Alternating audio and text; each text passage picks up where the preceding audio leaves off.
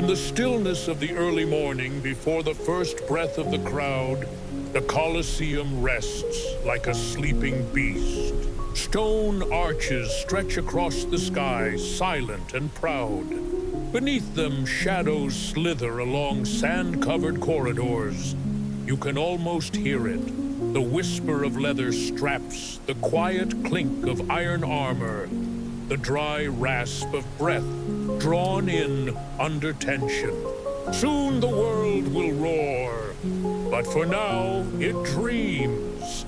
And you, traveler of time, listener in the dark, are drifting slowly into a place where history folds in on itself. A place where fact and belief, sweat and ritual begin to blur. You are in Rome. Not the Rome of postcards and marble ruins, but the Rome that smelled of blood and olive oil, of fear and incense. The Rome that throbbed with the heartbeat of 10,000 voices, all crying out for more.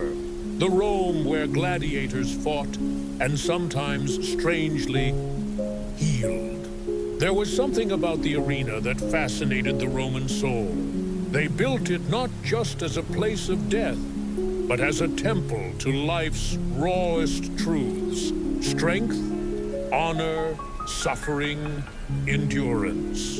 And at the center of it all stood the gladiators, not kings, not priests, not generals, but men, made of muscle, will, and sweat. That sweat? Oh yes, that glistening sheen of salt and blood. It mattered more than you think, because there was a time, strange as it may seem, when the people of Rome believed that the sweat of a gladiator could heal, not metaphorically, not symbolically, but literally. A vial of his perspiration scraped from his body after combat was thought to hold the power to cure disease, to purify the skin, even to tame the storms of madness inside a troubled mind. Imagine the scene. The fight is over! The crowd still howls, hungry for more, as the victor, breathing like a hunted animal, staggers beneath the sun. His skin is slick with sweat. His arms tremble with the aftershock of violence. Every breath is a memory of survival. And then, stepping from the edge of the sands, a small man appears. He is not a warrior. He is not a soldier. He is a servant, a collector. And in his trembling hands, he holds a bronze blade, thin and curved, like a crescent moon. He steps forward and without a word begins to scrape the sweat from the gladiator's body. From his neck, his chest, his arms. The liquid, salty, cloudy, tinged with blood, is carefully funneled into a small glass vial, sealed, labeled, taken away. Later, it will be sold in the marketplace, not as perfume, not as a joke, but as medicine. You may ask yourself, why? Why did the Romans believe in this? To understand, you must go deeper into their world, into their beliefs, their fears, their desires. To the Romans, the body was sacred, not just in art, but in essence. A strong, unbroken body was proof of favor from the gods. A body that bled and survived was a vessel of power. Gladiators were seen as the most tested of men warriors who danced with death and came back sweating alive. Their sweat was not ordinary. It was in their eyes distilled survival. A woman with blemishes on her face might rub it onto her cheeks, believing it would restore her beauty. A man with trembling hands and haunted eyes might drink a drop, hoping it would quiet the demons of epilepsy. Even nobles, educated, refined, would keep tiny vials hidden in velvet pouches, just in case, just to be safe. This was a time before microscopes, before sterilization, before the mind was mapped. Illness was not a scientific condition. It was a spiritual one. And so they turned not to chemistry, but to symbols. What better symbol of strength than a man who had conquered death not once, but many times, and left behind his essence on the sand? What better potion than the one drawn from his exhausted, victorious skin? And so the trade began. In quiet corners of the arena, young slaves scraped sweat into jars, while merchants waited with hungry eyes. In alleyways, forgeries were whispered about fake sweat made from saltwater dirt and olive oil. Prices rose. Demand surged. Gladiators who had once been whipped and ridiculed now found themselves revered in strange new ways, not just for their sword arms, but for their sweat glands. It was strange, and it was real. The ancient historian Pliny the Elder, curious, skeptical, but not immune to gossip, recorded that people believed gladiator blood could cure epilepsy.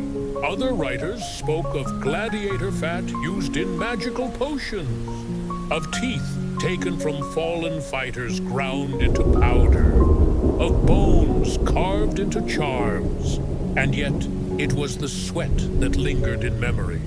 Perhaps because it was the most human. Tonight, you lie still in your bed, far from that time and place. But the mind wanders, doesn't it? It drifts toward questions. It asks, would I have believed it too?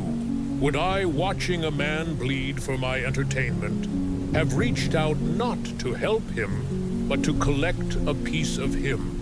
Would I have held that vial and whispered to myself, this will protect me? There are no easy answers in the night, only soft shadows and slow thoughts. Let them wash over you now, like a tide from a forgotten empire. And listen closely, because the story is only just beginning.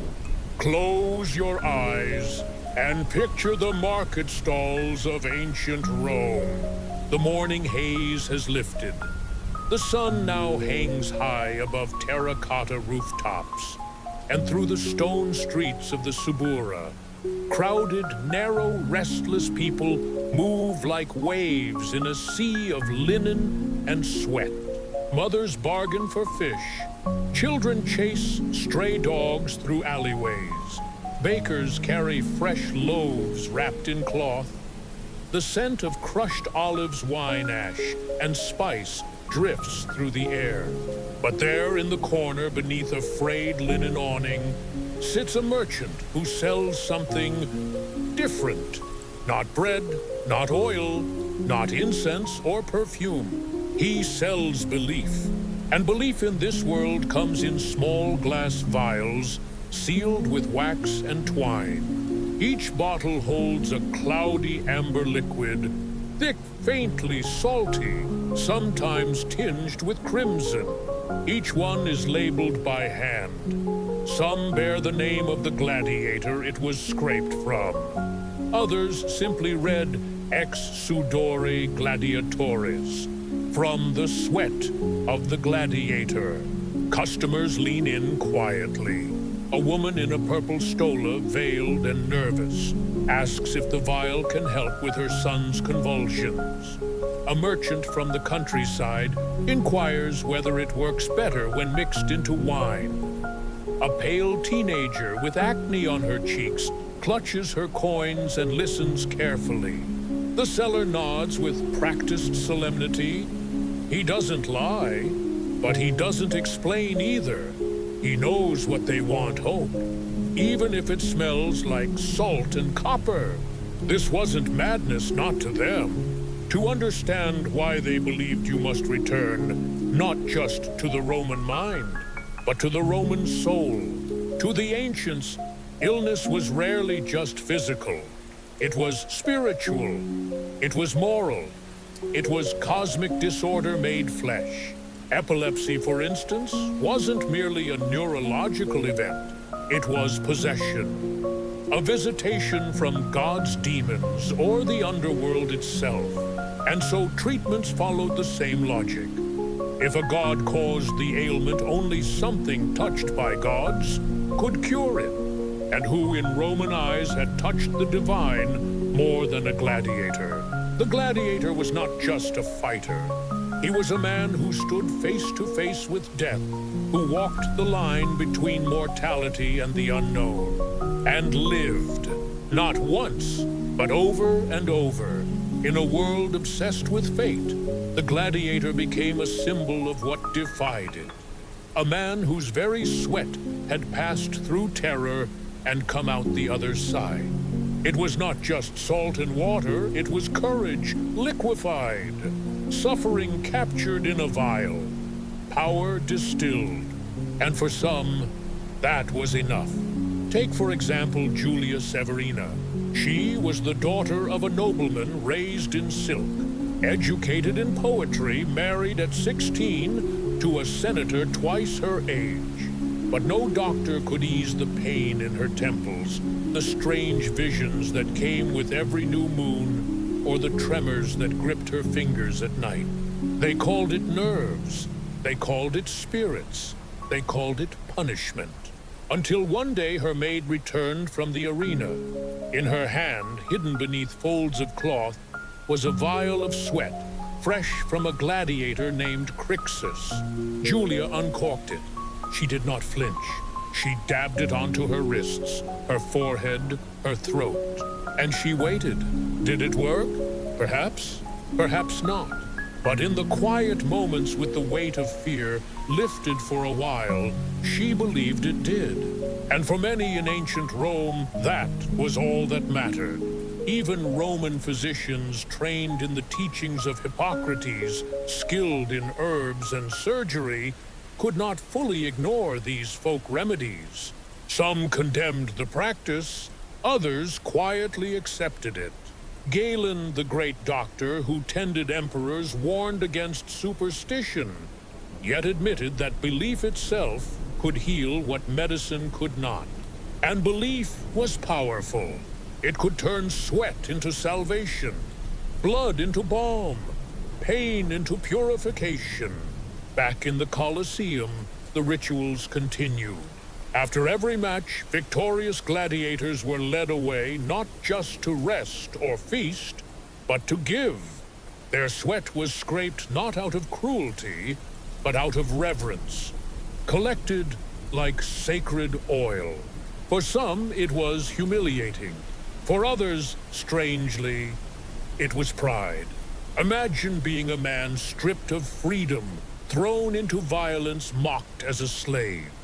And yet, seeing your body turned into medicine for the very people who once sneered at you, it was power, however fleeting.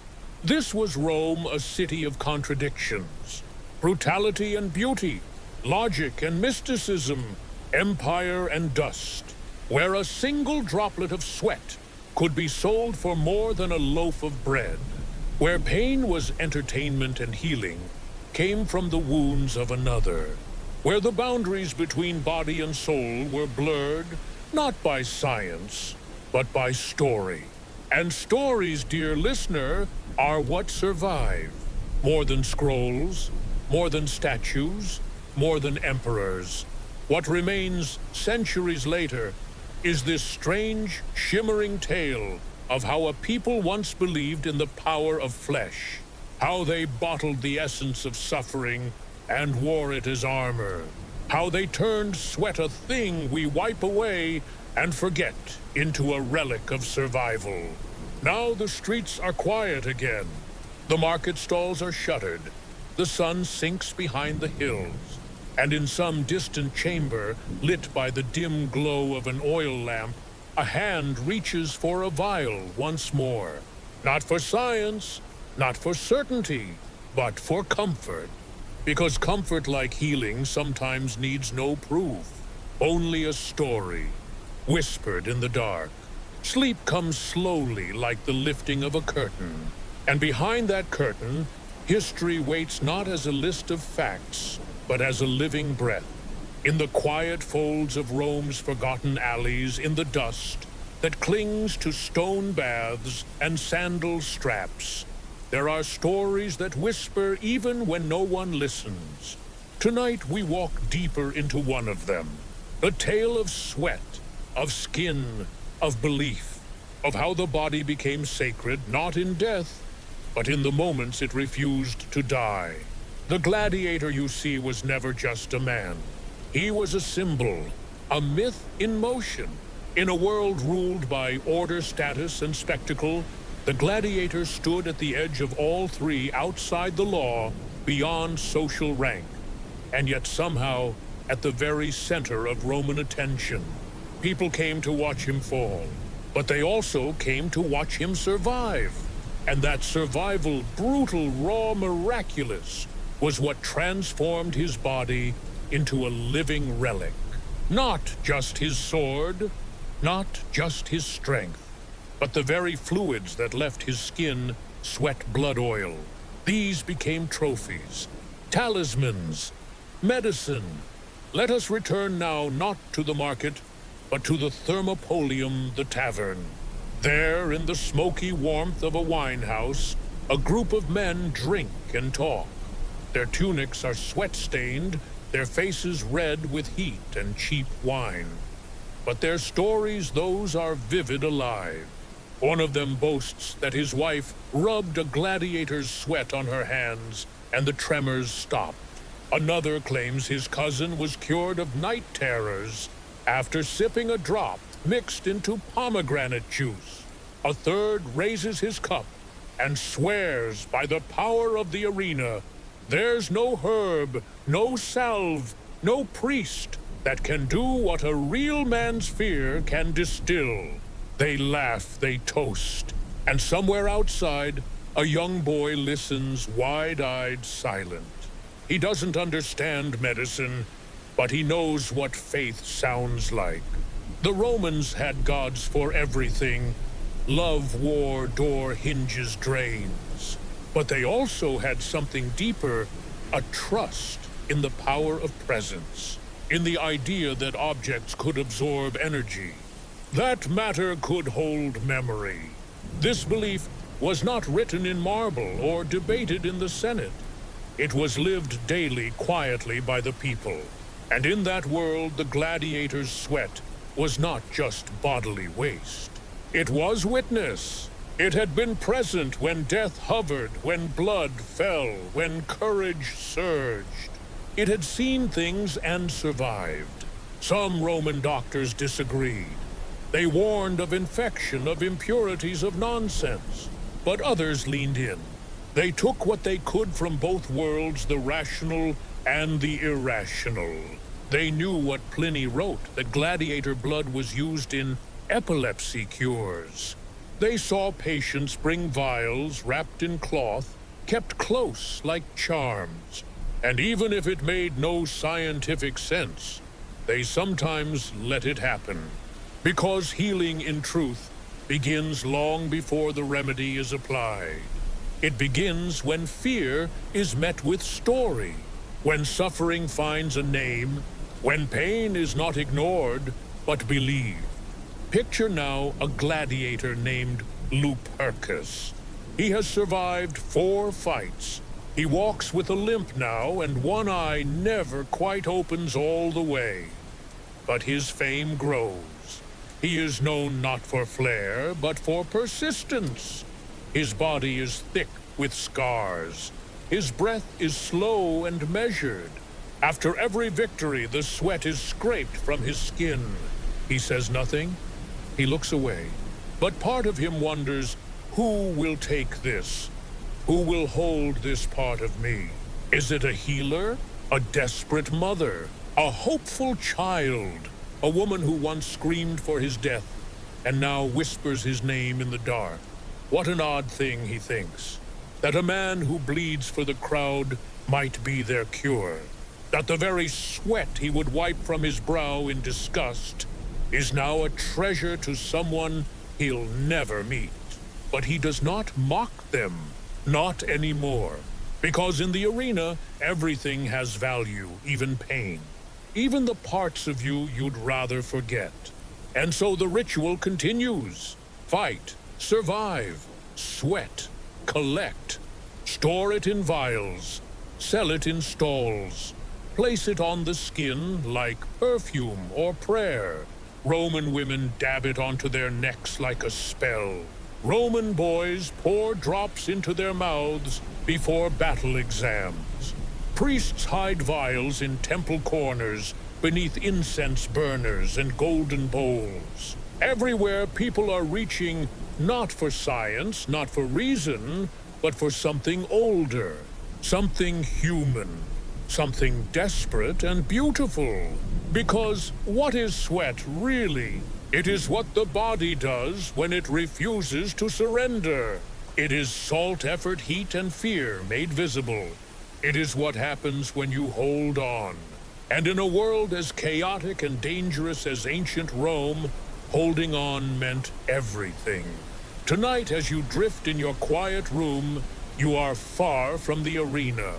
But somewhere deep inside your body remembers struggle. Not with swords, not with lions, but with your own fears, your own aches, your own long nights. And maybe there is something comforting in the idea that once long ago people believed in the healing power of survival, that the sweat of a broken man could soothe a broken world, that pain captured gently in glass could become peace. And so you rest now. Let your breath slow. Let the stories wrap around you like linen in the dark, because we are not done yet. There are more shadows to walk through, more echoes in the stones. The story of sweat and salvation is only just beginning. Somewhere far from your quiet room, a bronze strigil scrapes across warm skin. The sound is delicate metal against flesh, sweat lifted in curls of glistening gold. It is not the sound of pain. It is the sound of a ritual, a daily sacrament of a forgotten world. In ancient Rome, this act was ordinary, sacred, repeated. Not in temples, but in corners of the arena, in stone-walled chambers that smelled of iron, earth, and fire. The body of a gladiator still warm from battle became an altar, and what was taken from him was not treasure, it was testimony. Pain in Rome was not something to hide. It was a language. A gladiator's body spoke it fluently. The arc of a slash, the grunt of impact, the breath before collapse. But afterward, after the fight, after the roars faded, came the quiet moments. Moments when pain became memory, and memory was gathered, drop by drop. To scrape sweat from a man who had stood on the edge of death was to hold time in your hand. Time thick with fear and fury. Time burned into muscle, echoing through skin. That is what they bottled. That is what they believed in. Not just the liquid, but the life within it. It may seem strange to us now, but think of your own life, of the things we keep. A child's blanket, a lock of hair, a wedding dress never worn again, but never thrown away. These are not useful objects. They are vessels of meaning, reminders of feeling, of connection, of presence. The Romans were not so different. To hold a vial of gladiator sweat was to hold a story that had survived the blade. It was a kind of emotional alchemy, turning pain into peace. The Roman mind did not divide the world as we do. There was no hard line between science and spirit. There were physicians, yes-men like Galen, who mapped nerves and organs. But there were also healers who read the stars, midwives who murmured spells with each birth, old women who whispered recipes for heartache and sleeplessness. And all of them lived side by side. It was not a contradiction. It was a tapestry, woven from logic and longing. A woman might pray at the temple of Apollo, god of healing, and then visit the apothecary to buy powdered coral for her nerves. A senator might consult a physician for stomach cramps and still carry a lucky charm made from gladiator's hair tucked inside his sandal. A mother might sleep with her child beside a small vial beneath the pillow, believing it would ward off the night terrors. They didn't believe in either or. They believed in both and in that space between faith and flesh, gladiator sweat became something radiant. The belief was not merely physical, it was poetic. A man who had danced with death had left a part of that dance behind, in the salt of his skin, in the warmth of his breath, in the slick shimmer of effort that clung to his chest. A vial of that was not just medicine. It was proof that fear could be endured, that pain could be survived, that courage could sweat. And so, they reached for it. They bought it, wore it, drank it, prayed with it, as if to say, if he could live through that, then so can I. Let us step now into a private chamber, cool and quiet, deep in the home of a Roman poet named Marcus. He walks with a limp, the echo of a battle fought long ago, not in the arena, but on a frontier far from Rome. Now he writes in the mornings with a stylus and wax tablet, pausing, often blinking through pain. But beside his writing tools sits a single glass vial. It catches the sunlight like a jewel. And sometimes before he begins, he lifts it, presses it to his temple, just for a moment. Not because he thinks it cures him, but because it reminds him that some wounds are survived, even when they never heal. You see, to the Romans, the body was not merely a shell, it was a message. Scars were not shameful, they were sacred. Sweat was not filth, it was evidence. The arena turned bodies into texts, read by thousands, remembered by few. And the sweat they left behind, that was the footnote, the final sentence, the proof that the story had truly happened. Now let your breathing slow. Feel the silence of the chamber, the distant hum of memory. Because the deeper we go, the clearer the echoes become.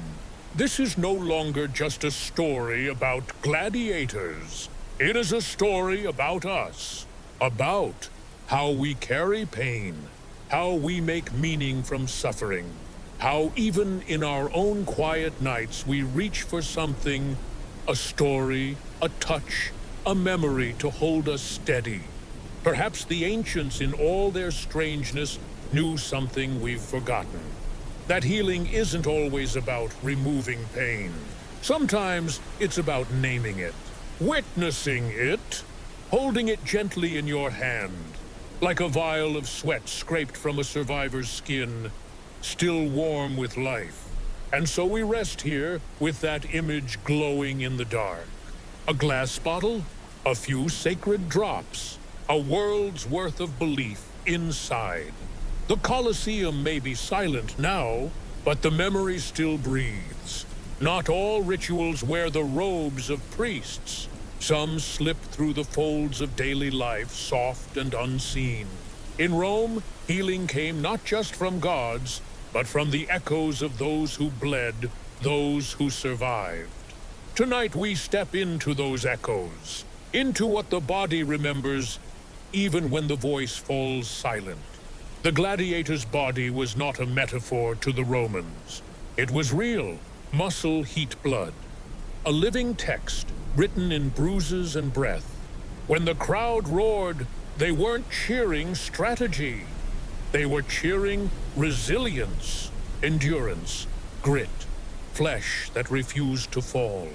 And after the fight, that same body became quiet, shaking, heavy, holy, still pulsing with memory. Imagine this. A man kneels in the sand after his fourth battle. He does not cry, he does not speak, but his shoulders tremble as the adrenaline fades and the silence creeps in. And then a hand reaches toward him, not with a weapon, but with a bronze blade curved like the moon. The strigil touches his back, scrapes slowly. It's not pain he feels now. It's the return of himself. The battle is over. He has survived. And someone has come to carry away the evidence. Drop by drop, the Romans believed sweat was more than just a bodily fluid. It was the language of effort, of life pushed to the edge. Sweat came from the place inside a man where fear and bravery met. To collect it was to gather his story. To bottle it was to honor his struggle. To use it on the skin under the tongue beside the bed was to touch, however faintly, the power of his survival. And so tiny glass vials became vessels of memory.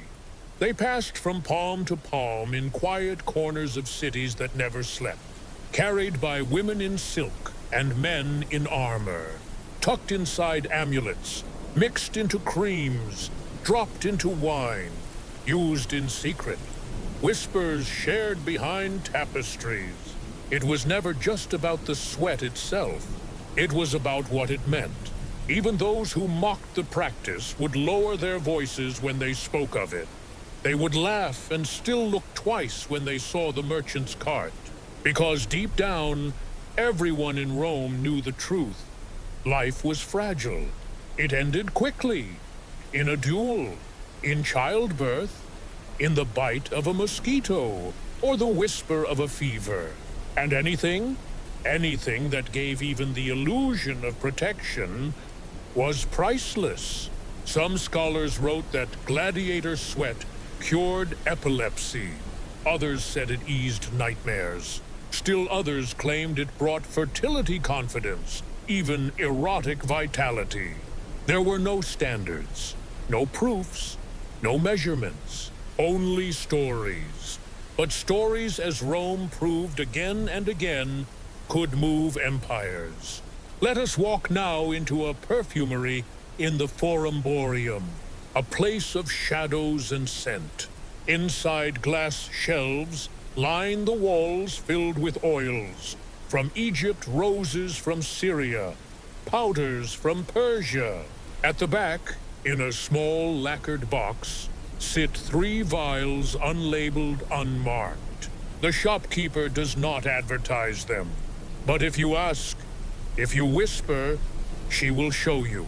And she will say this one was scraped from the skin of a Thracian who killed 3 men and lived. The woman who wore it claimed her dreams became calm for the first time in years. No one questions her, not because they believe her, but because they want to. In a world where control was rare, these vials gave the illusion of mastery. Over the body, over fate, over fear. A drop on the wrist before sleep, a smear across the heart before speaking in court, a taste on the tongue before stepping into battle. Simple, silent, private, but to those who used them, it felt like armor, invisible but real. And what of the gladiators themselves? Did they know their sweat was carried across the city like perfume? Some did, and to some, it was a bitter irony to bleed for the crowd, then be bottled for their bedrooms. But others embraced it. For a man stripped of freedom of name of control, to have his body sought after, even in pieces, was a strange kind of power. Not fame, not glory, but significance. Proof that he mattered. One such man was Bellator, known to the crowd as the Ox. He was not fast, not elegant, but he was stubborn, immovable. He fought like a wall of stone, silent, slow, and devastating. And when he won, he did not celebrate. He simply stood breathing, covered in sweat that shimmered like gold under the sun. And people remembered that. They remembered the glisten, the way it caught the light, the way it refused to fall.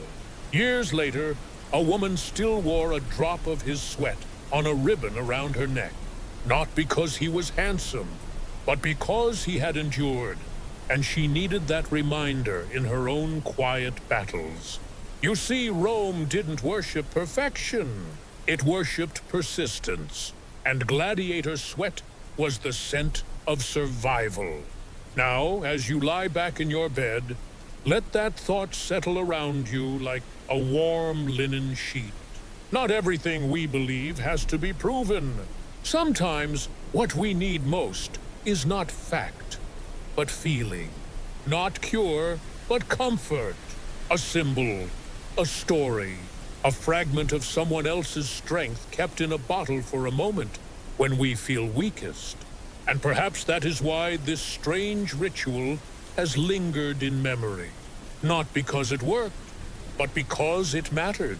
To those who feared the dark, to those who feared death, to those who, like you, lie awake in the night, wondering if they will endure what tomorrow brings. You will. You are. And as the Romans believed, sometimes the body remembers how to survive long before the mind does. So rest now. Let the sweat dry. Let the crowd go silent. Let the story hold you just a little longer. There are things in this world we reach for, not because we understand them, but because we need them. We reach for comfort in the curve of a worn bracelet, for protection in a whispered prayer, for strength in a story we were told as children and never forgot. In ancient Rome, this reaching became a ritual, and sometimes it took the shape of a glass vial no bigger than a finger. Inside the sweat of a man who should not have lived, but did. A man whose name was barely spoken aloud, but whose body had endured the silence of death and come back. That sweat was no longer seen as bodily fluid. It was spirit distilled. By now, the gladiator had become more than muscle and bone. He had become myth, a creature born of pain and patience, whose body didn't just fight, it remembered. And that memory, the Romans believed, was something you could carry. Not in the mind, but on the skin, on the lips, in the folds of a tunic. A scent, a substance, a symbol. They wore it the way you might wear perfume. But it was more than fragrance. It was presence, a breath of the arena on your wrist. The heartbeat of fear thinned into gold. The pulse of defiance worn over the chest like armor invisible to the eye. Some mixed it into oil and used it for massage, believing it strengthened the limbs.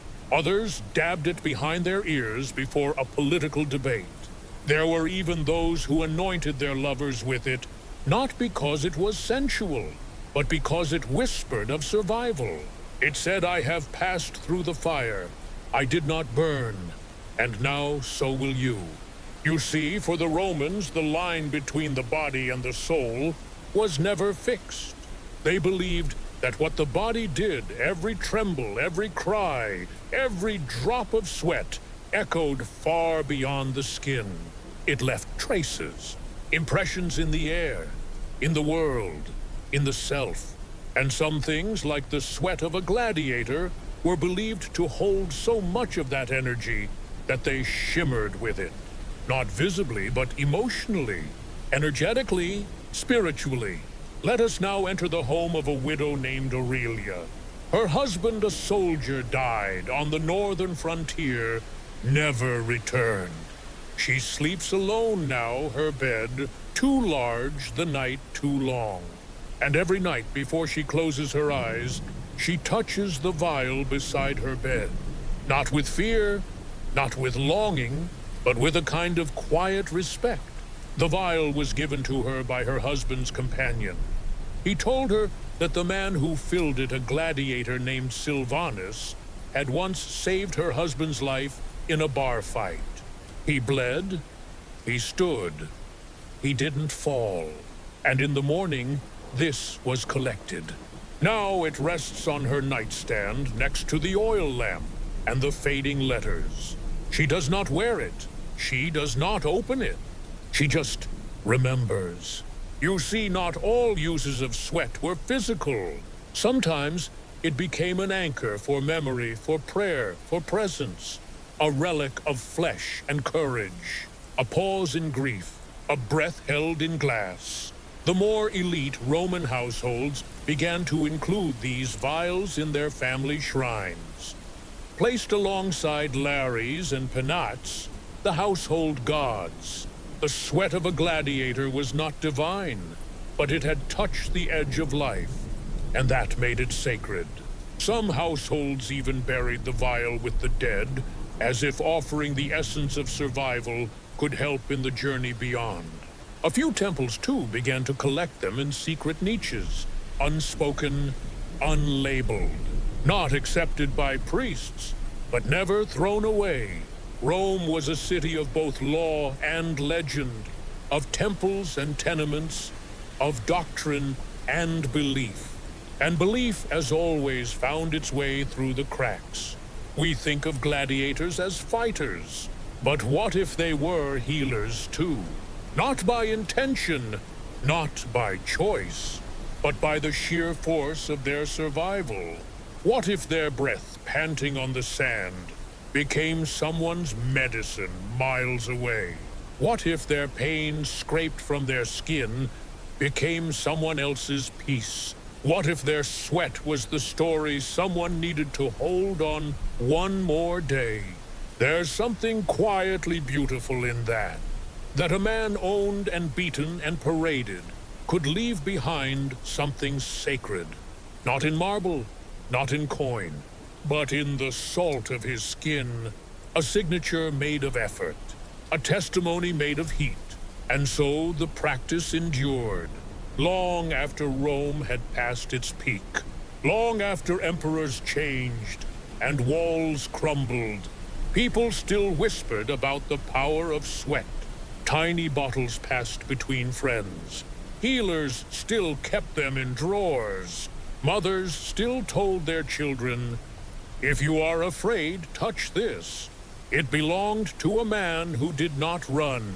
Even centuries later, medieval texts speak of oil of champions, perhaps an echo of the same ritual, the same desire to hold courage in a container. Even now, in our world of science and certainty, some part of us still longs for that kind of magic.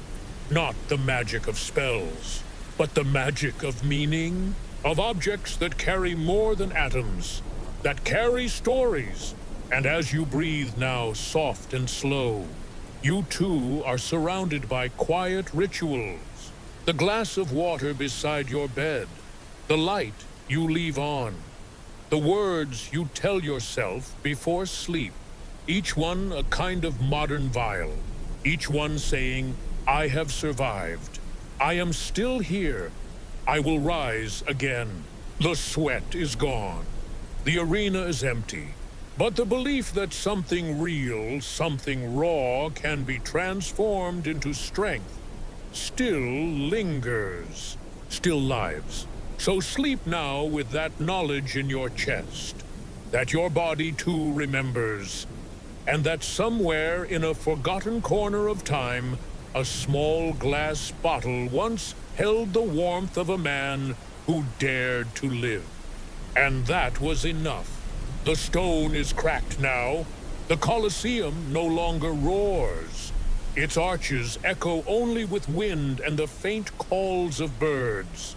Time has smoothed its sharpest edges, scattered its sand, and silenced its gods. And yet, something lingers. Not in marble, not in law, but in whispers. Soft ones, old ones. The kind that live in objects passed hand to hand long after their origin is forgotten. You see, Rome fell, and with it many things were lost. Cities crumbled, scripts faded, statues toppled, names vanished. But the belief survived. The idea that something powerful could be held in something small. A vial, a drop, a memory, a story. By the time the empire fractured and the legions became shadows, people no longer remembered the names of most gladiators, but they remembered the vials. They remembered what they meant. Not sweat precisely, but strength contained. Proof that a man once beaten, bloodied near death, had refused to die, and that somehow a part of that refusal had been saved. In dusty cupboards across forgotten villas they remained, sometimes wrapped in cloth, sometimes sealed and forgotten beneath floorboards, sometimes found centuries later misidentified as perfume potion or poison, but always glowing faintly in the mind, even when the body had turned to dust. You must understand, Rome was never just a place. It was a rhythm, a way of seeing the world. And part of that rhythm, deep quiet, often unspoken, was the belief that nothing was ever truly gone. That some things, especially those born in pain, had a way of staying, of echoing, of breathing, long after the lungs were still. So the gladiator became more than legend. He became pattern, an idea folded into other beliefs, other superstitions, other hopes. In medieval apothecaries, you might find elixirs of strength, said to be drawn from the essence of warriors. In Eastern scrolls, faint translations speak of sweat of champions, perhaps brought west on trade winds or carried in fables. In early Christian texts, whispers remain of martyrs whose blood was venerated, whose pain was sacred, whose bodily remains became sources of healing.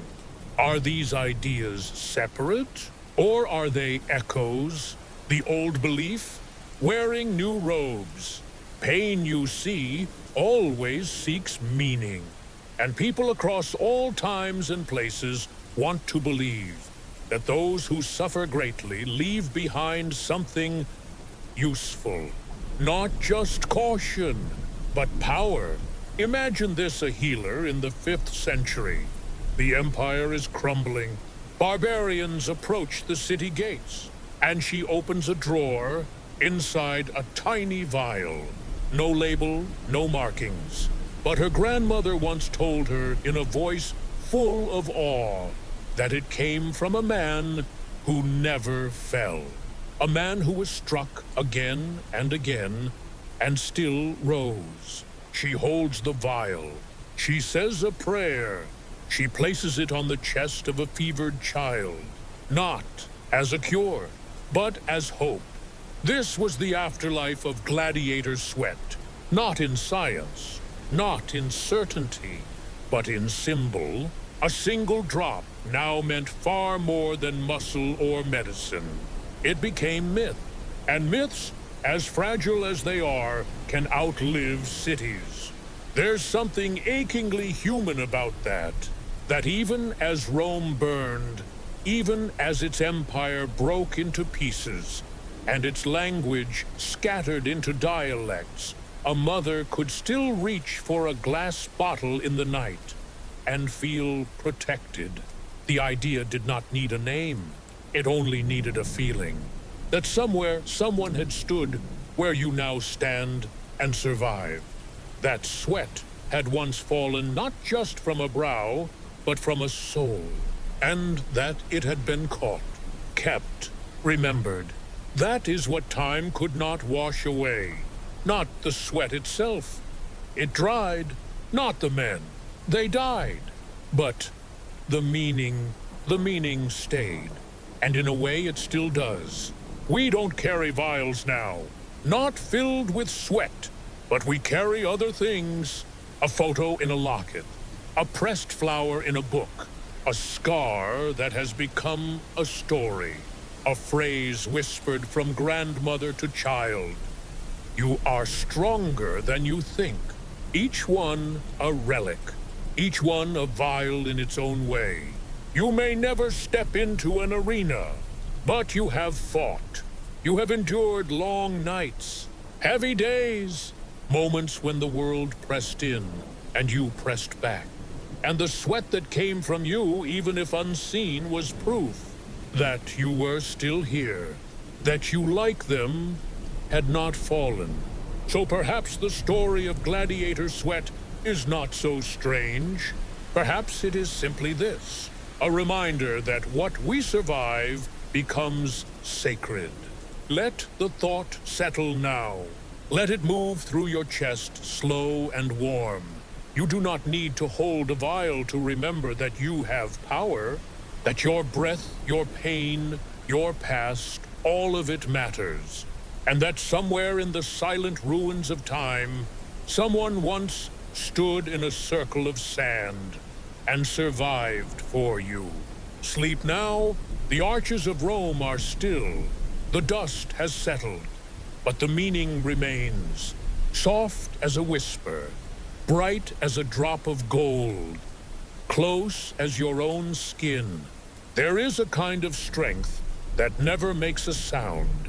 It does not roar from the stands. It does not crash through gates. It does not echo in marble halls.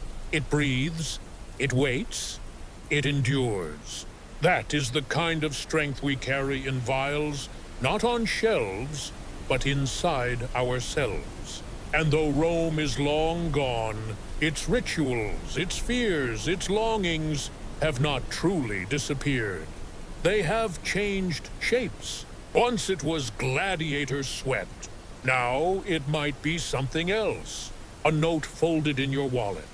A necklace you never remove. A voice in your head that says you've survived worse. Different forms, same purpose. To remind you that survival can be sacred.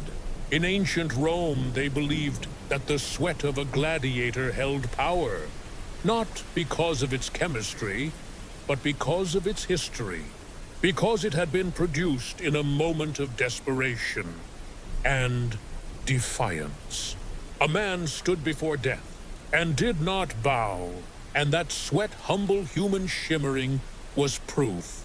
The people who kept those vials did not do so for decoration. They needed them because fear is quiet. It lives in the back of the throat, in the corner of the eye, in the stillness before sleep. And when fear visits, we all look for something to hold. Something to say, I am not alone in this. Others have walked this road, and they made it through. The Romans, for all their power, were afraid. Afraid of plague, of war, of losing children, homes' names. And so they reached for herbs, for amulets, and for the sweat of those who had suffered and lived. They reached for meaning in what others might discard. There is something beautiful in that, not in the sweat itself, but in the instinct to honor pain, to say this matters, this moment, this wound, this breath, it is not wasted.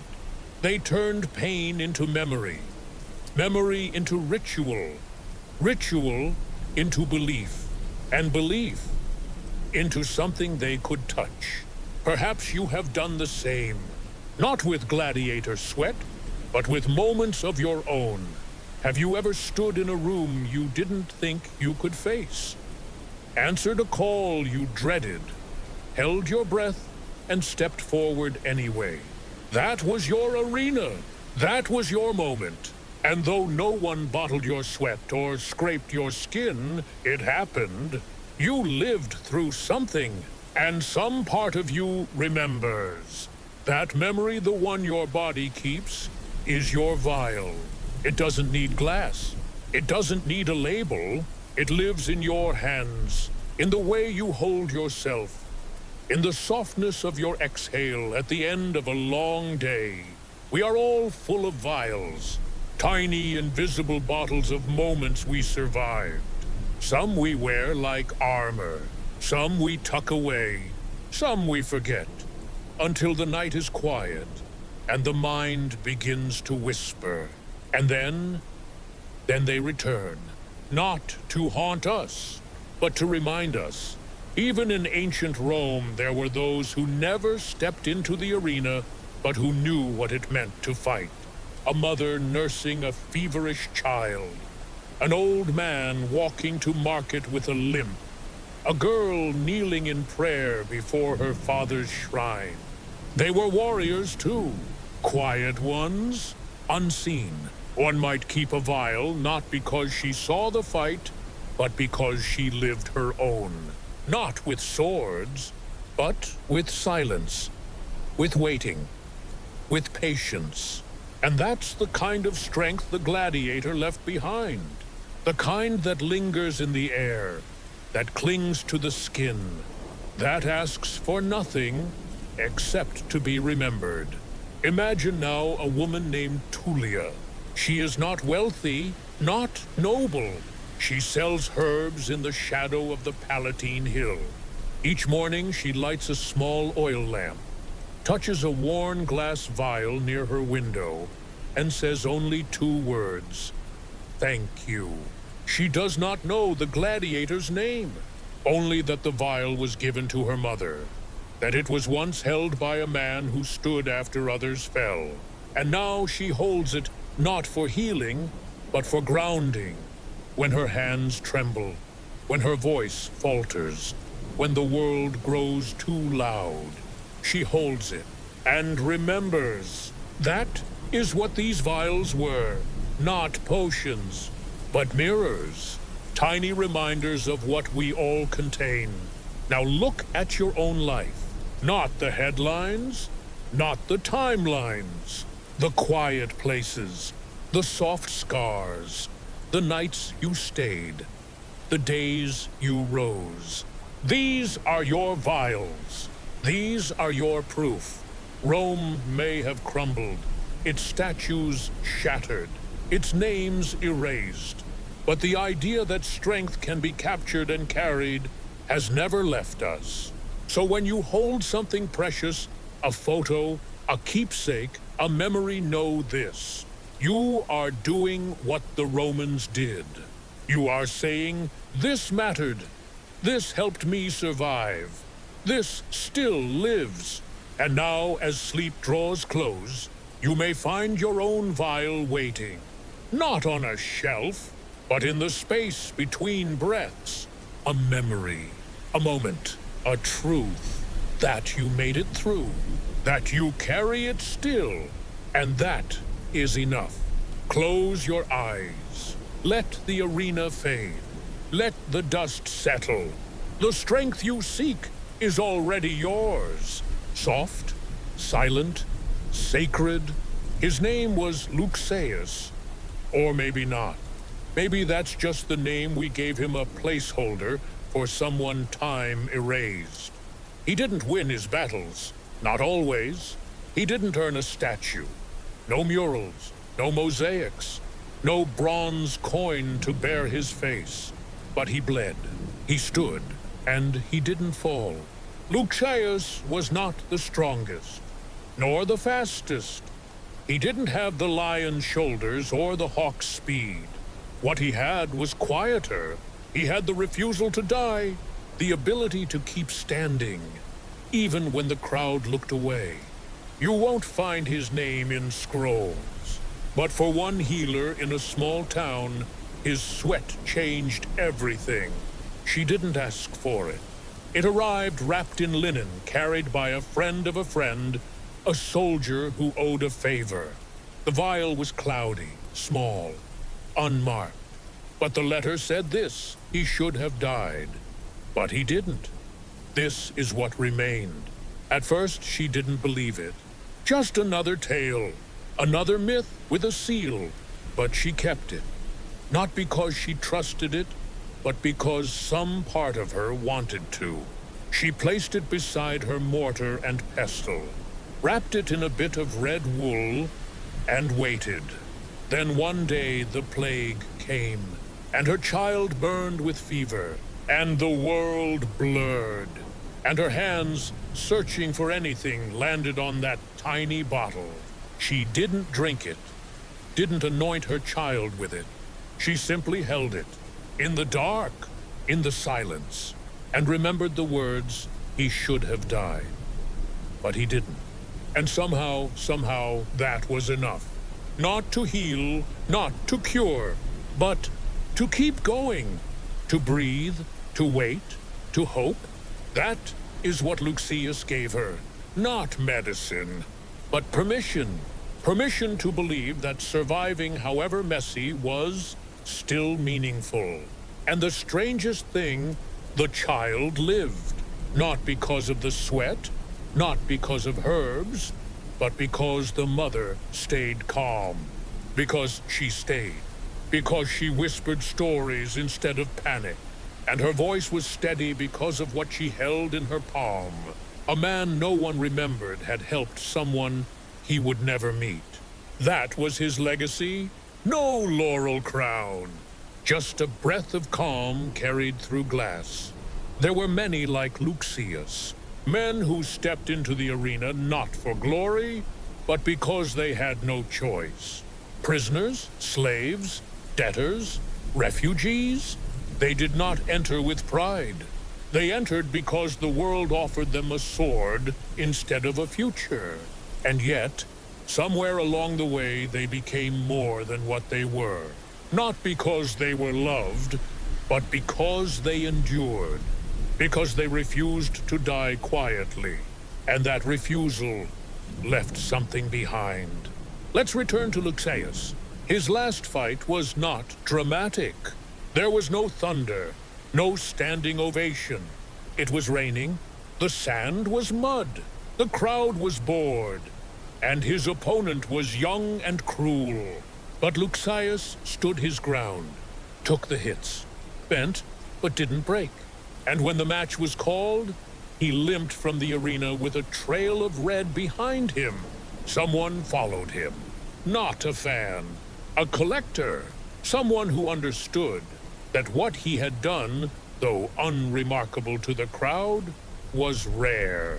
That night, they scraped his sweat from his arms with a curved bronze blade, mixed it with a few drops of oil, poured it into glass, and stopped speaking, not because it was secret, but because they didn't know what to say. You see, some stories are too soft for shouting. They must be whispered, cradled, wrapped in silence and wool and handed down like breath. We don't know what happened to Lucius after that. Maybe he fought again. Maybe he died. Maybe he disappeared into some distant village and became someone else. But the vial remained, and that was enough. There is something comforting in knowing that your strength might outlast you, that your pain might one day bring peace, not to millions, not to history, but to one person, in one moment. And sometimes, that's all it takes. Sometimes the smallest act standing, breathing, bleeding, and not giving up becomes a story someone else holds when they are scared. Lucius may have been forgotten, but someone remembered enough to save what remained. And now here we are, 2,000 years later, telling his story again, not because he was great, but because he was there, because he stayed, and because someone saw that as sacred. Let this settle inside you now. You do not have to be brilliant, or beautiful, or victorious. You only have to continue. That too is worth bottling. So breathe in now, breathe out slowly. Feel your chest rise, then fall. You are here. You are still here. And maybe one day that will be what saves someone else. What happens to a story when no one tells it? Does it die? Or does it linger like a scent? A shimmer, a shadow beneath the door. Some stories never make it into books. They pass through hands, not pages. Through glances, through objects, and sometimes through vials. The gladiators didn't write. Their fingers were too bruised, their days too uncertain, their breath too precious to waste on parchment. And yet we remember them, Not all, not most, but some. Enough. Enough to know that what was taken from them was never enough to erase them entirely. And even for those like Luxius, the ones whose names the stones forgot, a trace remains. A curve in the glass, a thread in the cloth. A phrase repeated at a bedside centuries later. This helped someone once. Maybe it will again. The truth is, we never really stop carrying each other. We carry the way someone once held a child through fever. The way another stood silent at the edge of a battlefield. The way one person dared to hope in a hopeless time. And even if we don't know their names, we know their shape, their story, their refusal to vanish. There was a time after Rome fell when its temples were empty, its statues shattered, its libraries burned. But people still kept things, not books, but tokens. A comb carved from ivory, a pendant in the shape of a laurel leaf, a vial wrapped in cloth. And they didn't always know what they were, only that they mattered. That they had been held once by someone who mattered to someone else. And that was enough. Sometimes a grandchild would ask, "What is this?" And the elder would shrug and say, "I don't know exactly, but we've always kept it." That is how stories survive, not through facts, but through reverence. A trace passed gently, from open hand to open heart, from memory to meaning. You may have something like that in your own life. A key with no door, a note with no explanation, a photo of someone you never met, but somehow still love. That's your vial. That's your Luxius. You don't need to know the whole story to know that it's real. You only need to feel it. The way the glass cools in your palm. The way the words echo inside you. The way you pause before letting go. That's where the story lives now. Let's imagine a path not paved in stone, but in touch. One hand to the next. From a soldier to a healer. From a healer to her child. From that child years later to a traveler. Then to a merchant. Then to a nun. Then to a gravekeeper. Then to no one. Just the earth. And yet, even buried, the story breathes. A droplet in the dust. A shimmer under sunlight. A rumor of strength that refuses to fade. Maybe one day someone found it again. Dug it up by accident while planting olives. Held it up to the sun. Wondered what it meant. And though they had no words for it, they kept it anyway. Put it in a drawer. Carried it in a pocket. Touched it when they were afraid. Because it didn't have to be understood to be powerful. The Romans believed in household gods, in spirits that lived not in temples, but in rooms, in kitchens, in gardens, in places where breath lingered. Maybe the gladiator's sweat became something like that. A guardian, a symbol, a presence. Even now, we keep small things for large reasons. A ribbon, a lock of hair, a hospital bracelet, a cracked ring. None of them speak, but all of them say something. And in that way, maybe we've never stopped being Roman. Never stopped believing that pain once transformed becomes sacred. That survival deserves an altar. Even if that altar is a drawer, a box, a beating heart. You are not made of glass, but you hold so much. You walk through the world filled with stories you don't even know you carry. Moments inherited, scars adopted, strength borrowed. And still you go on. Still you breathe. Still you rise. The gladiators may be gone, but their refusal to break lives on.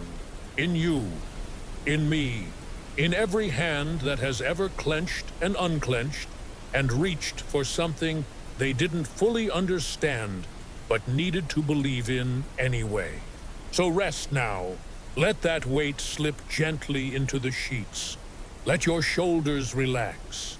The story is still here. You are still here.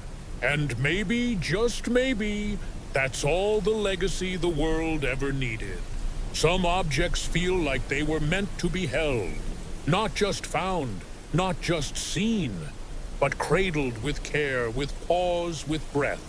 There's no inscription, no label, no instructions.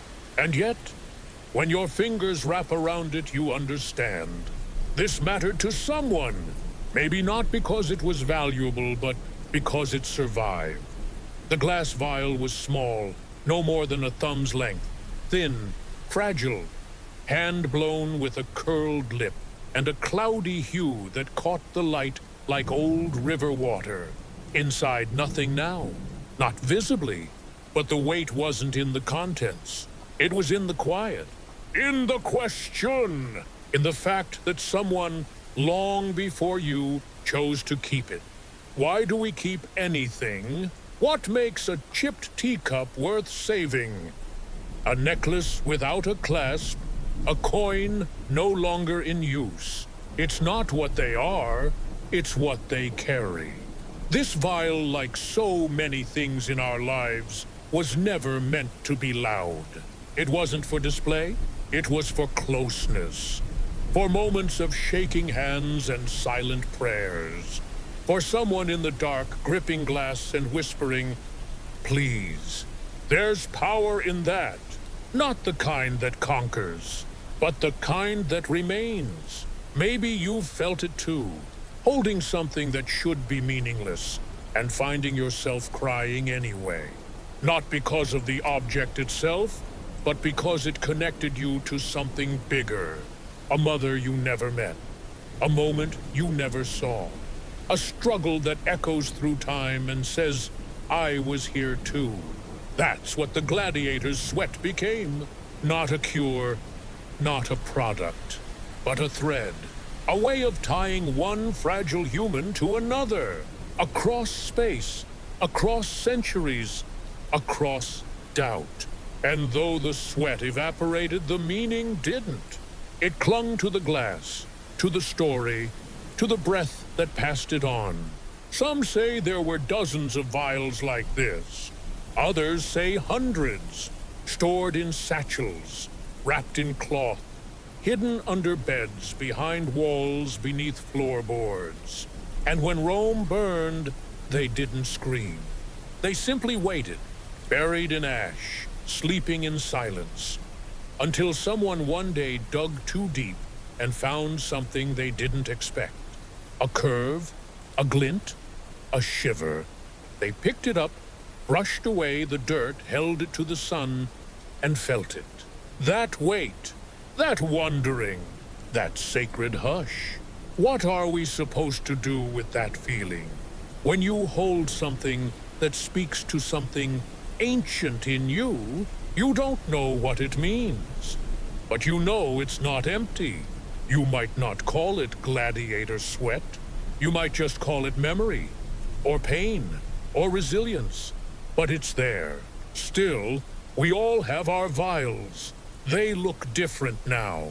Maybe it's a letter you never mailed, a voice message you can't delete, a shirt that still smells like someone gone. These are not mistakes. They are sacred. Not because they're functional, but because they hold something you're not ready to let go of. And that's not weakness. That's worship.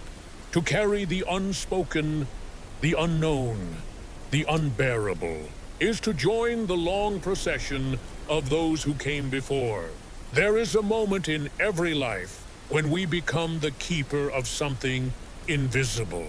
It might be a story, it might be a scar, it might be someone's last words. But when it comes, you feel it.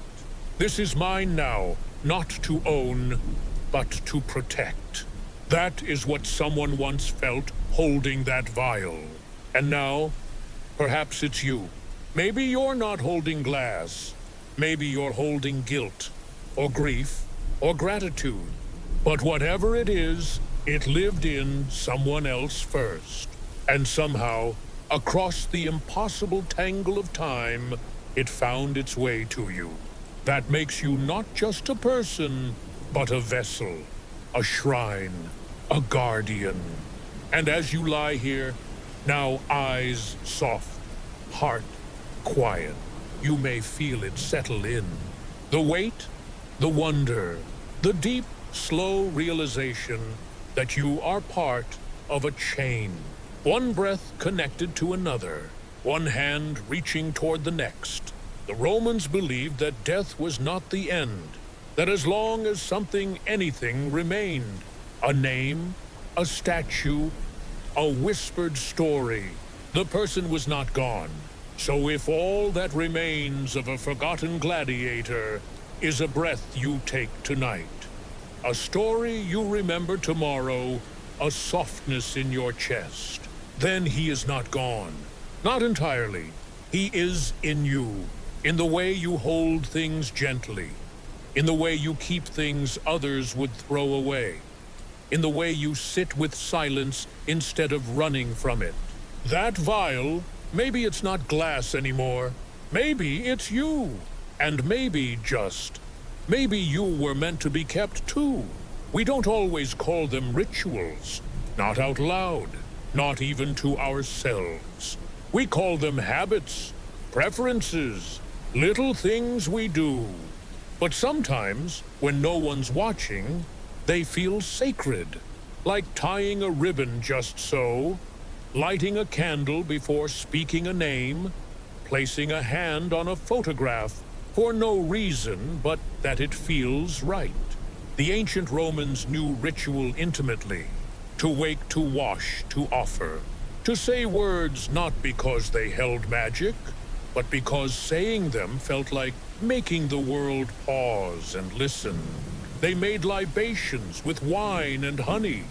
They whispered to household gods.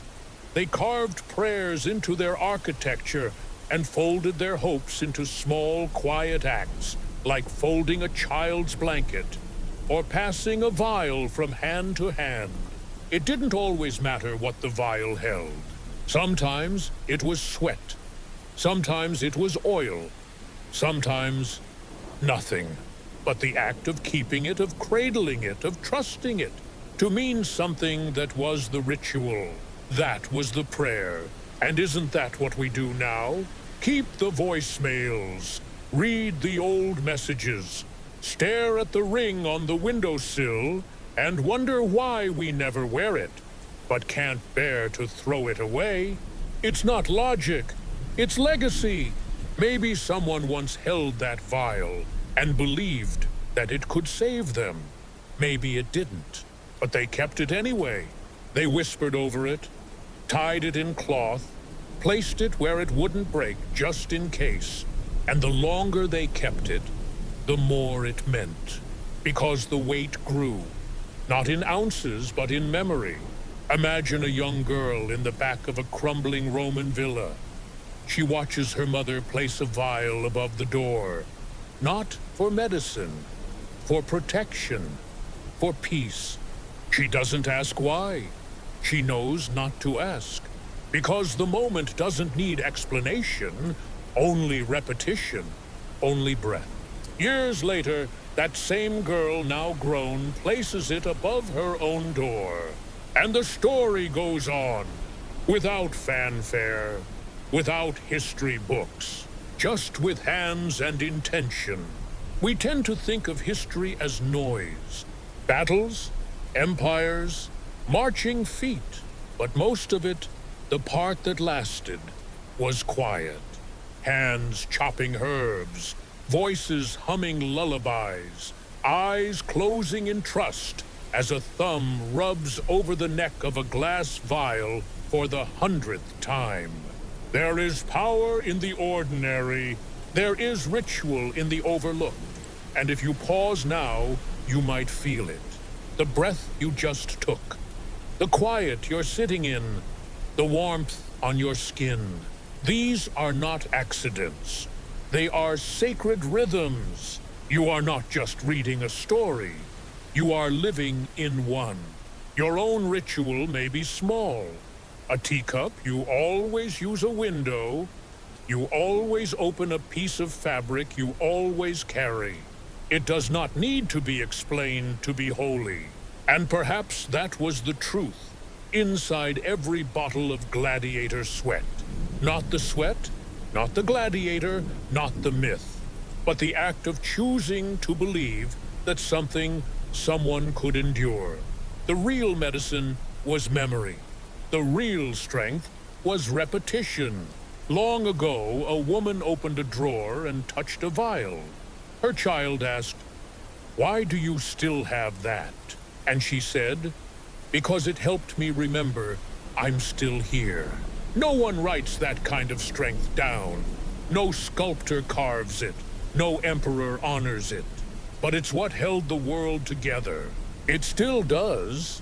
So tonight, when you adjust your blanket or glance toward the same object on your shelf that you always glance toward, know this. You are in ritual. You are building memory, creating legacy, and somewhere deep beneath your skin is a vial no one else can see. It holds the strength of those who came before, the ones who stood, who waited, who whispered instead of shouting. It is full of everything you've carried and didn't know had weight. It is yours now to keep, to guard, to pass on. Like sweat collected from a forgotten man who refused to fall. And you don't need to explain it to anyone. You don't even need to understand it. You only need to feel it. When you close your eyes, when you reach for the familiar, when you hold yourself a little tighter without realizing why. That is your offering. That is your ritual. And in that, you are joined with thousands of silent, tender keepers. Somewhere right now, someone else is doing the same. Lighting a candle, touching a stone, pressing their palm to something that once belonged to someone they love. Maybe they don't know your name. Maybe you don't know theirs. But your hands are doing the same work. Holding memory, keeping time, building something sacred from something simple, like it was meant to be kept. We talk about what we carry, what we hold, what we keep in drawers, on shelves, in boxes. But some things aren't kept in our hands. They live in the air, in the pause between thoughts, in the soft press of silence before sleep. That's where the oldest things live. Not in books, not in museums, but in the body, in the breath, in the knowing. The gladiators are long gone. Their names mostly erased, their faces forgotten. But the way their stories move quietly, steadily, says something deeper than words. They speak in the hush between footsteps, in the weight you feel when holding something small, in the whisper that follows you into a dream. Some say memory is loud, but the strongest memories are not. They're not shouts. They're echoes. A hand once dipped a cloth into sweat, not out of cruelty, but out of hope. A hope that something of strength could pass into someone weaker, that pain could become power, that survival could be shared. That act was quiet, hidden, sacred, and now it's part of you. Have you ever heard something that made you stop breathing for a second? A phrase? A tone, a silence, as if something ancient brushed past you and said, "I've been here before." That's what the vial meant to some. It was never about what it held. It was what it remembered. Like a shell that still holds the sound of the sea, even after the waves are gone. There's an old story unrecorded about a gladiator who refused to kneel. Not because he thought he'd win, but because someone in the stands was watching. And he wanted them to remember, not his name, not his victories, just that he didn't kneel. We don't know if that story is true, but you feel it, don't you? You can see him, bare feet on sand, blood on his arm, chest rising, eyes steady. And someone, a child, may be watching. That child grew up, never told anyone, but they never forgot. And maybe they kept something, a scrap of cloth, a leather strap, a vial, not because they believed it was magic, but because they believed it meant, don't forget. That's how stories survive. Through the ones who say nothing, but remember everything. You don't have to speak to be part of a memory. Sometimes just listening is enough. Right now you are listening, and maybe you're not just hearing me. Maybe you're hearing something older, something below the words, behind them. Something that says, you've been here before. You've held this weight. You've carried this silence. Let it rest now. You don't have to hold it forever. You only need to feel it and let it move through you. That's what the sweat did. Moved from one body to another. Invisible, untraceable, sacred. What if memory is like that? What if courage is? What if every time you take a deep breath, you breathe in not just air, but the breath of someone long gone who once stood when they could have fallen? And what if their story wants only one thing from you? Not a monument, not a painting, not a chant, but a moment, a pause, a listening. So do that now. Close your eyes, just for a breath, and listen. Listen to what's beneath the surface. The heartbeat, the hush, the weight that isn't yours but also is. The sound of someone who fought so you could rest. Maybe it's your ancestor. Maybe it's no one related to you at all.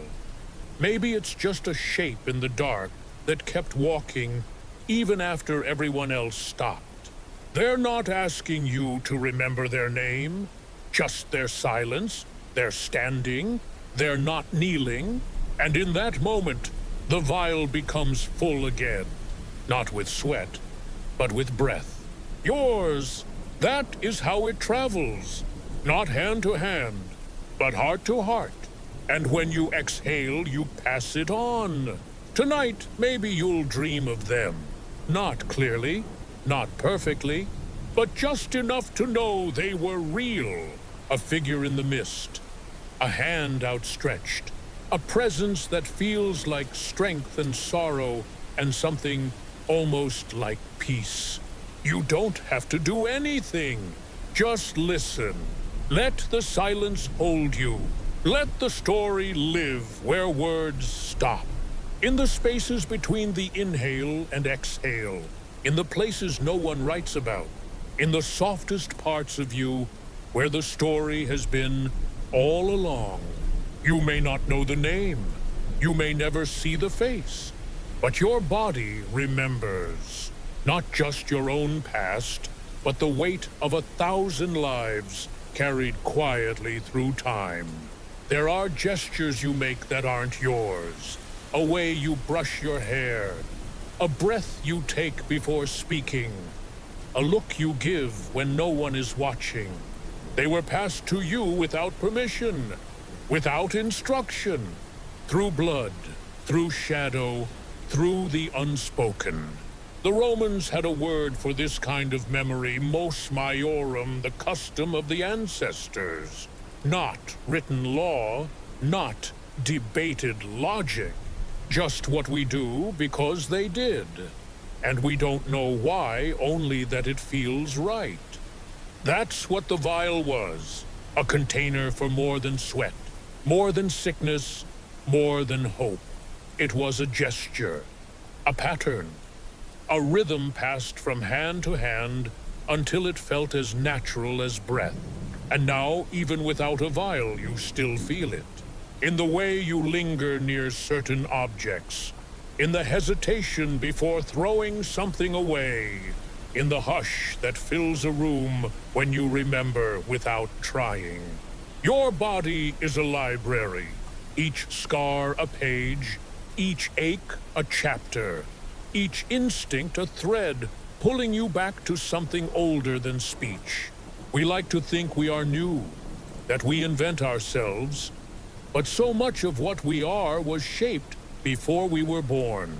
That's not weakness, that's lineage. Somewhere in the folds of your muscles is the strength of someone who bled in the sand and didn't fall, whose breath became myth, whose sweat was captured and passed and believed in, not for what it was, but for what it meant.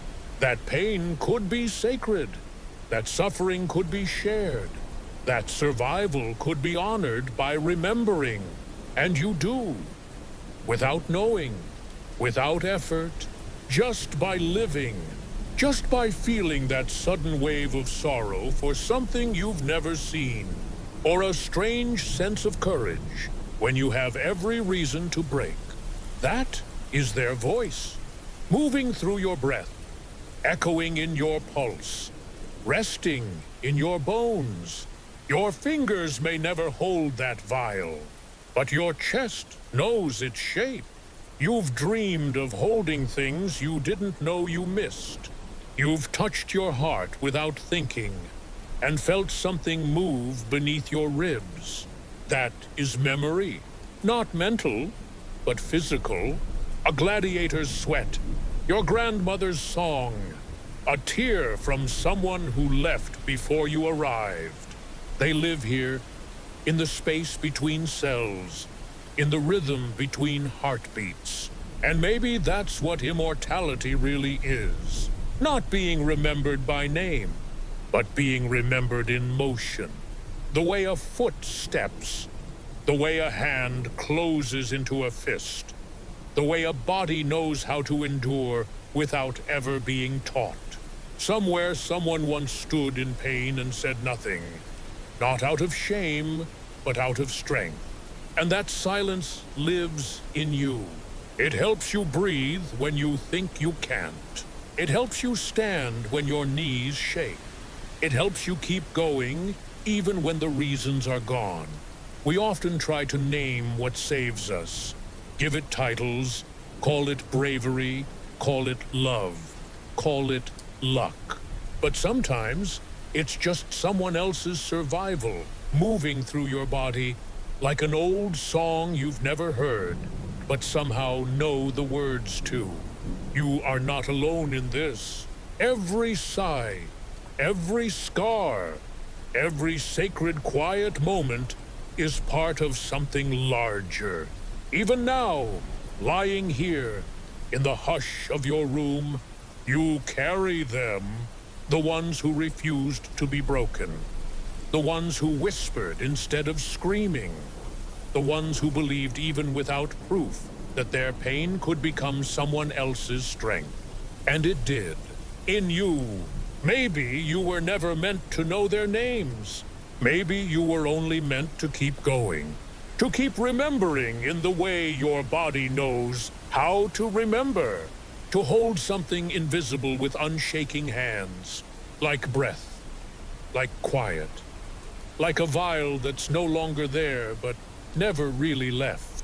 So rest now, not in forgetting, but in honoring, in the stillness that lets memory become rhythm. Let strength become silence. Let you become part of the story, because the body remembers, even when the mind forgets, even when the world moves on. The body keeps them close. One day the vial is gone. It doesn't shatter, it doesn't fall. It simply disappears, like so many things do. Quietly, without announcement, without permission. You check the shelf. It's empty. You run your fingers across the dust where it once stood, and the shape of it is still there. Not in glass, but in absence. Funny, isn't it? How absence has a shape. How something missing can still press into you like a fingerprint or a bruise. You don't cry. Not right away. You just stand there staring at the space where it was, and your body tightens, as if trying to hold something that's already gone. This is grief, but it doesn't scream. It just waits. You whisper, "I remember," not to anyone, not even to yourself. But the room hears you. The shelf hears you. And maybe so does the one who once held that vial before you. What does it mean to lose something that meant more than it should? A bottle of sweat, a strand of hair, a note, a voice. You think, why did I care so much? But the truth is, it wasn't the object. It was what it held. Not inside it, but around it. Memory, silence, presence. The object was just a door, a vessel, a way in. Now that it's gone, the grief is not just for the thing, but for the world it carried. So you sit, quietly, letting the loss settle. Like dusk, like dust. And then you do something strange. You straighten the shelf. You fold the cloth it sat on. You wipe the dust. You restore the space as if it still belongs to something sacred. Because it does. That space is now a shrine, not to the vial, but to the remembering. You start placing other things there, not because they replace it. They never will, but because the space still wants to hold something. A stone from the river, a feather from the garden, a photograph, a button, a slip of paper with no writing. Little things that carry nothing and everything. You don't explain it to anyone. They wouldn't understand. They'd say, it's just a shelf. But you know, you always knew. Because the grief is not an end. It's a transformation. What was outside of you has moved inward. What once sat in glass now lives in breath, in thought, in the hand you place on your chest, in the moment you hesitate before throwing something away. And it's strange. This hurt, this longing, it never leaves, but it changes, like fire turning to ember, still warm, still glowing, but quieter, more patient. There are nights you dream of it, not of the vial, but of the feeling you had when you held it, that strange safety, that silent strength, that unspoken promise I've survived. And maybe now, so have you. There's a kind of peace in that. Not joy, not closure, just peace.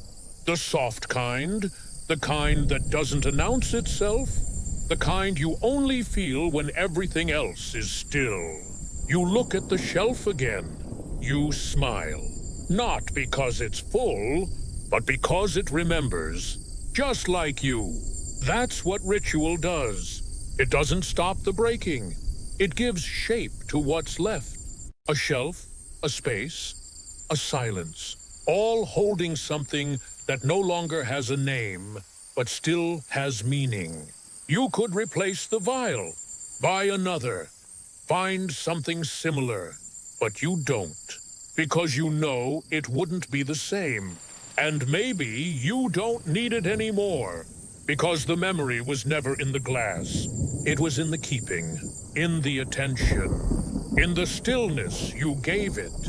And now you give that same stillness to yourself.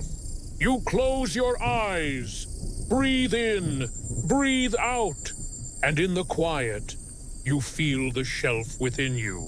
Still there, still sacred, still holding space for what mattered. Even if it's gone. Especially because it's gone. We've always tried to hold the invisible. We build shrines from driftwood. We light candles for names we can't pronounce. We wrap locks of hair in ribbon. We kiss photographs.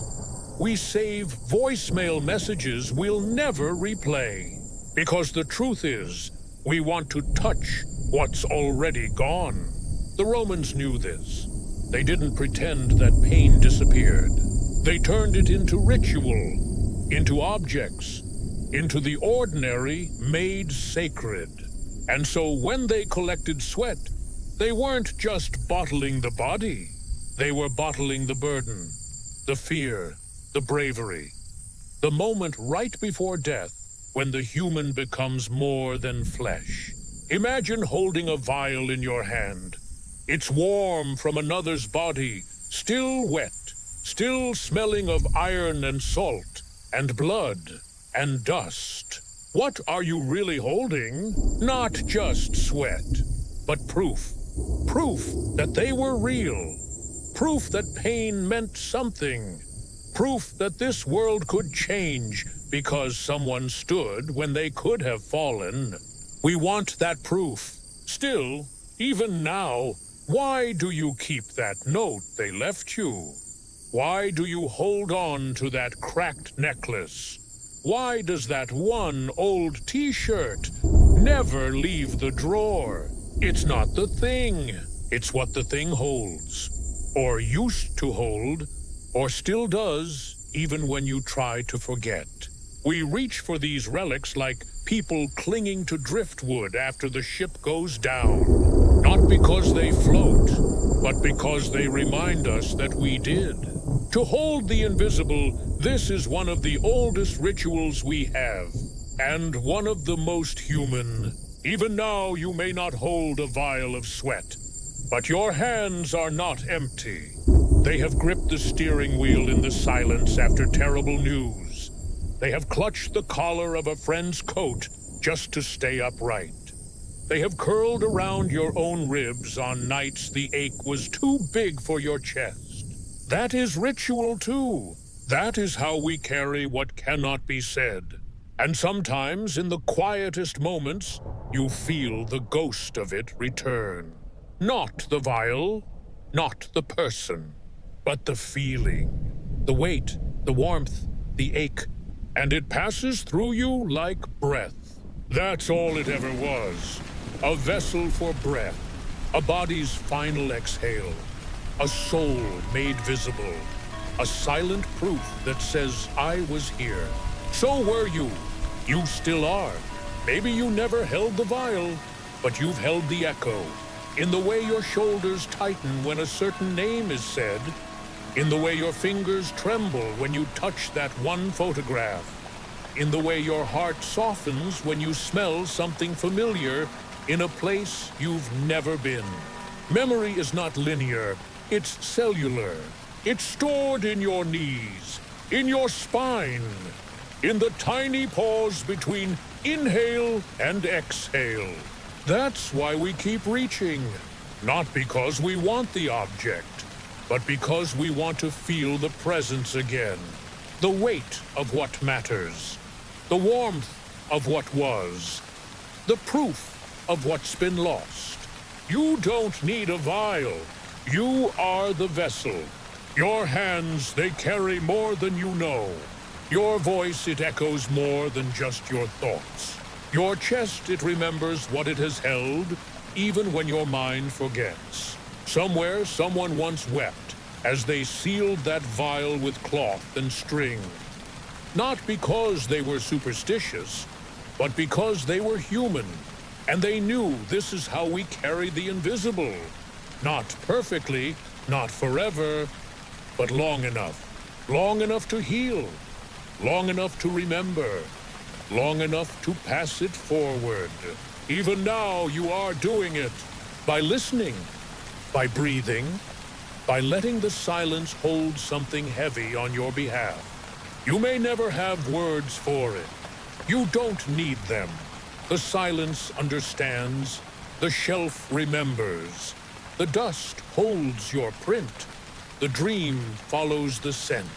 We are not meant to carry everything forever, only long enough to know it mattered. So rest now, not in forgetting, but in knowing that you've already kept enough. You held it, even if for just a moment, even if in a dream. That's enough. That's always been enough. Let the invisible go now, not because it didn't matter, but because it already has. It already changed you, already shaped your steps, already softened your voice, already pressed its rhythm into your breath. It lives there still, not needing to be touched, only honored. One breath in, one breath out. You held it, and now it holds you. Maybe you thought this story wasn't about you. Maybe you believed it was about Rome, or sweat, or gladiators, or some distant past too far to touch. But it never was. It was always about you. You lying in bed now. You listening with your whole body. You wondering why the ache in your chest feels older than your own life. Because it is. It's not just your ache. It's borrowed, passed down, layered in. Somewhere along the line, someone survived something you can't name. And instead of telling you the story, they wrapped it in silence, folded it into muscle, pressed it into breath. And now here you are breathing it. You don't remember learning it, but you never needed to. It's in the way your eyes search rooms for exits, in the way your voice softens when someone cries, in the way you pause before saying goodbye. These are not just habits. They're instructions left by people who lived through what you can't imagine. And no, they didn't leave scrolls or books or monuments. They left you. Their body became your body. Their pain became your reflex. Their strength became your stillness. You've always wondered why you feel too much, why silence makes you weep, why small things, a scent, a phrase, a place undo you. Now you know. You carry more than your own story. You are the vessel, not like the vial on the shelf, not delicate, not glass, but living, beating, worn and strong, able to crack and still carry everything. The Romans believed in ritual because they knew this truth. The body remembers what the mind forgets. You've forgotten so many things. Names, dates, faces, dreams. But you haven't forgotten how to grieve, or how to hold, or how to let go. That's not coincidence. That's inheritance. There's a kind of strength in knowing how to ache, in knowing how to love something that's already fading. That strength lives in you. You are proof that memory doesn't need a name to survive. You are what the vial always meant. Not just sweat, not just evidence, but a reminder that what we endure can become something sacred.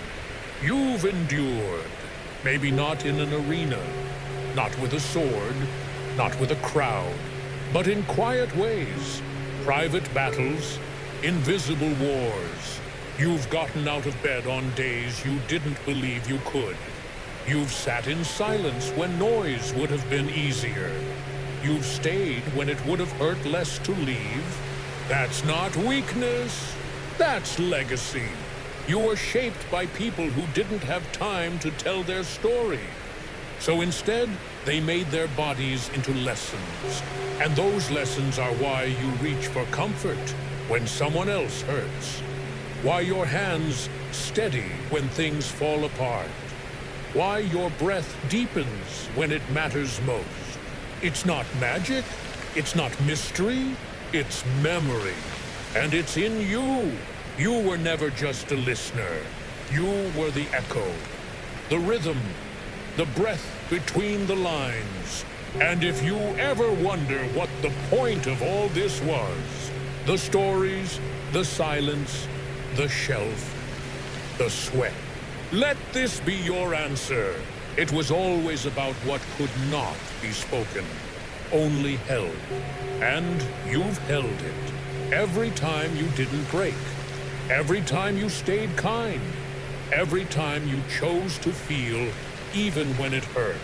That's what the vial was for. That's what you're for. A vessel of what matters. A keeper of what survives. You who are lying here now, breathing, listening, carrying what they gave you without even knowing their names. You are not late to the story. You are the story. And maybe that's why you've come here not for a lesson, not for history, but to remember what your body always knew, that you are already enough, already sacred, already full of meaning, even if you forget it tomorrow, even if the world doesn't see it, even if it hurts. The truth won't leave. It's inside you. You were always the vessel. There's nothing left to hold. No vial, no sweat, no shelf, no ghost. Just breath. Just now, and maybe that's enough. You've followed this story through blood and ritual, through silence and shadow. You've carried weight that didn't belong to you until you realized it did. You've felt it, how something sacred can live in something small, how something invisible can leave a mark deeper than steel. But now you are here, not in Rome, not in the arena, not in memory, here, with your breath, with your heartbeat, with the space where the story ends. This is the moment where the vessel sets itself down, not because it is broken, but because it can rest, because it no longer needs to carry the past everywhere it goes. You've done that already. You honored the silence. You felt the shape of loss. You made room for memory without needing it to explain itself. That is enough. Let the shelf stay empty now. Let the dust settle again. Let the candle burn down. Let the body unclench. There is no more story, only stillness. Maybe as you lie here, you begin to feel the ache leaving you. Not vanishing, just loosening, like a knot that has no more reason to hold. Your shoulders soften, your jaw releases. Your hands are no longer fists. There is no sword, no arena, no crowd. Only the quiet you were always searching for. This is what the vial was trying to teach. Not power, not magic, but presence. That we are enough, even when we carry nothing. That we matter, even when we release everything. Breathe now, in, out. Slow, gentle. Like waves that no longer need to crash. You have given the story a place to live. And now, you give yourself the same. It's strange, isn't it? To realize that the ending doesn't need to be loud. It doesn't need closure, or triumph, or applause. Just breath, and maybe a little light. Look how far you've come.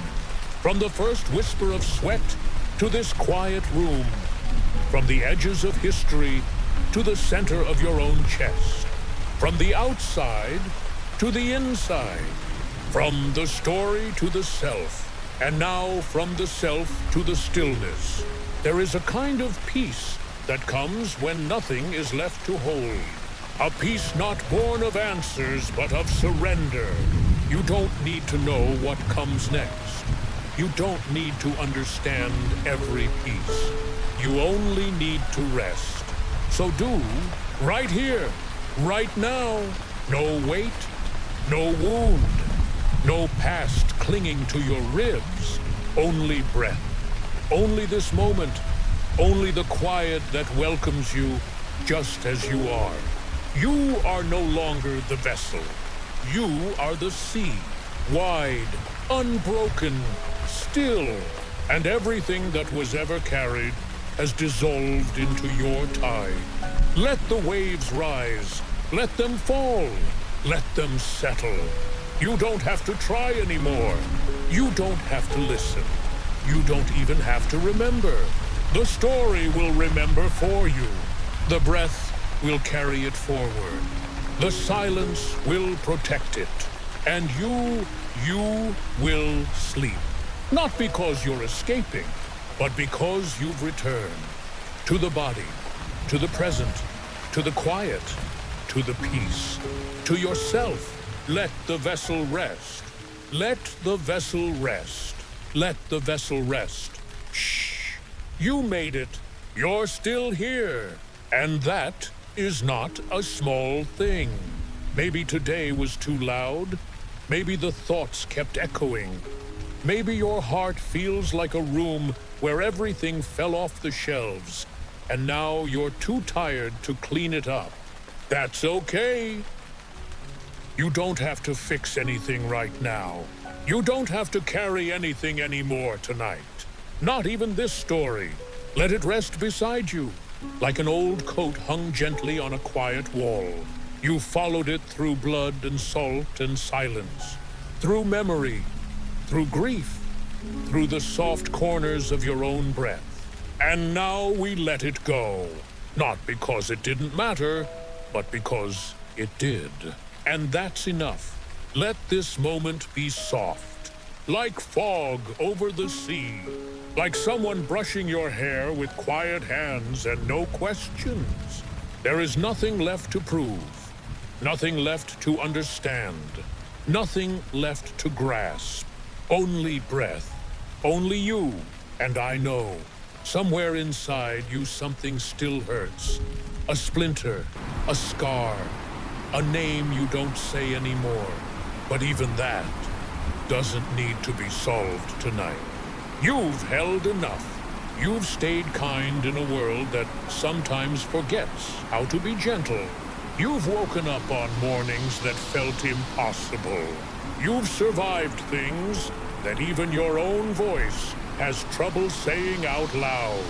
That is strength. That is sacred. That is you. So come closer now, to the quiet, to the warmth beneath your ribs, to the sleep waiting just past your last thought. Let your breath be the only thing you worry about. Let your chest rise and fall and rise again. That's it. No more gladiators, no more sweat, no more history to untangle. Just you, breathing, like a tide that has come home. And maybe in this stillness, you begin to realize something. You were never broken, only tired, only burdened, only waiting for permission to let it all fall away. So here it is, your permission to rest, to release, to return. And if you dream tonight, may it be light. May it carry you not to battle, but to a garden. Not to the arena, but to a quiet stream. Not to the shelf, but to the open sky. You are safe now. You are loved now. You are already enough without trying, without explaining, without fighting. You've been the vessel. Now you can be the sky. So sleep, my friend, not because you've escaped the world, but because you have softened to it. And that softness will carry you farther than any armor ever could. You don't need to hear anything more. Only this, you were here. And that mattered. You listened, and that healed something. You rested, and that was holy. Sleep now. The story will still be here when you wake. But tonight, let it fade like the edge of a dream. Let yourself drift. Let yourself fall. Not down, but inward. Into your breath. Into your warmth. Into the part of you that has always known peace. You are not alone. You never were. Good night, gentle one. You've done enough. You are enough. You are home.